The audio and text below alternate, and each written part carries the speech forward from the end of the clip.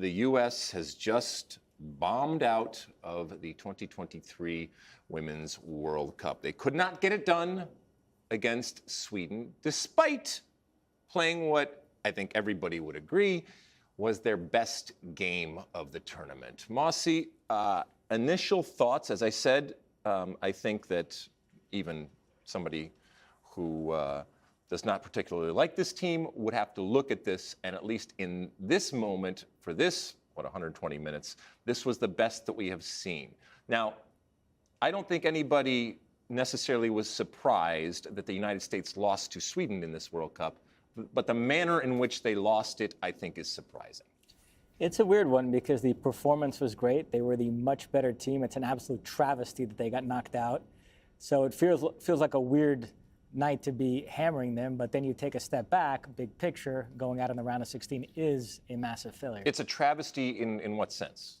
In terms of the balance of play. That they were the better team? Yeah, they were the much better team. They ran into an all-time great goalkeeping performance by Musovic. The save on Lindsay Horan in the second half. Because Lindsay got all of it, and it was headed right for the corner. Is one of the best you will ever see at this level. And then there was another one on an Alex Morgan header, and lots of other ones too. She was absolutely incredible. She is the hero of this game for Sweden, no question. Yeah, so the U.S. was desperately unlucky. They did everything right, but the soccer gods can be cruel. And yet, if you look at this game in a vacuum, then the U.S. was unlucky. But if you take a step back and look at the whole picture, you know, there are things to criticize. Yes. In totality, this was a failure of a World Cup. From a historic perspective, this is something that's never been done before, in that every single World Cup, the U.S. has, at the very least, finished third.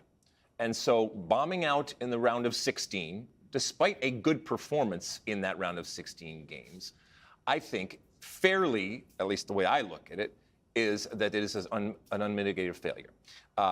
And I think that it, hastens, if you will, the examination of what this team is, what this team isn't. And as I said in previous pods, the concern for me is while everybody else has progressed, which is natural and something that we should actually welcome because it's good for the game and it's good for the World Cup and it's good for the sport, the U.S., rather than also progressing, certainly not at the same rate as everybody else, but has regressed. And I think that that was ultimately on display through this team.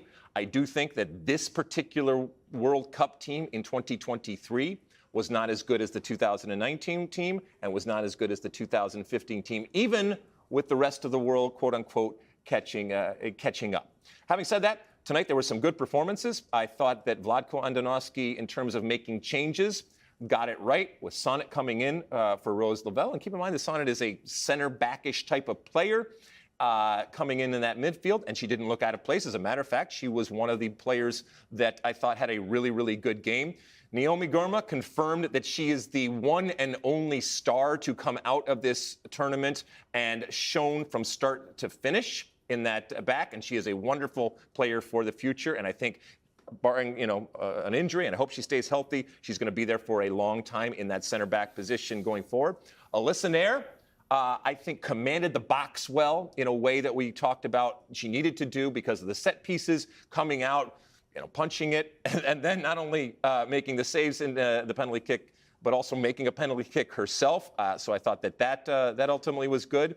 And just in general, the whole team felt more cohesive, felt more organized, felt like there was much more focus and understanding as to what they wanted to do this game, except for the most important thing, Mosse, in our game, which is putting the ball in the back of the net.